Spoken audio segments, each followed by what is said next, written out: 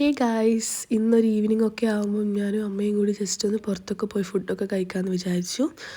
Okay, കുറേ കാലത്തിന് ശേഷമാണ് ഞാൻ എൻ്റെ ഹെയർ സെറ്റാക്കുന്നതും പിന്നെ കുറച്ച് മേക്കപ്പ് ഒക്കെ ഇടുന്നത്. എങ്ങനെയുണ്ടെന്ന് പറയാം.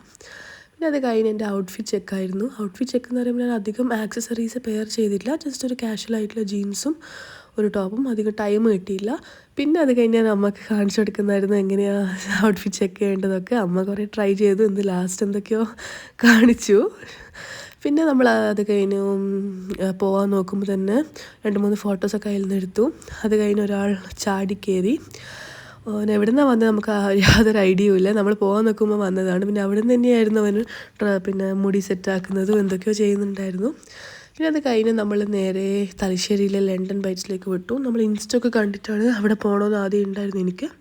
പിന്നെ നല്ല പ്ലേസ് ആയിരുന്നു കേട്ടോ, നല്ല ആംബിയൻസ് ഒക്കെ ഉണ്ടായിരുന്നു. പിന്നെ നമ്മൾ വന്ന സമയം തന്നെ ഒരാളും ഇല്ലായിരുന്നു.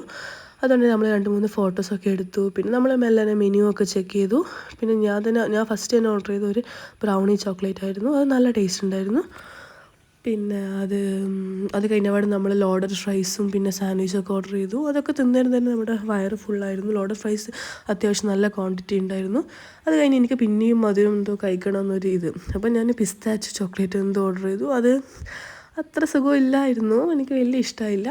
പിന്നെ അതൊക്കെ തിന്ന് കഴിഞ്ഞ് നമ്മൾ നേരെ വീട്ടിലേക്ക് പോയി. നല്ല മഴയുണ്ടായിരുന്നു. അത് കഴിഞ്ഞ്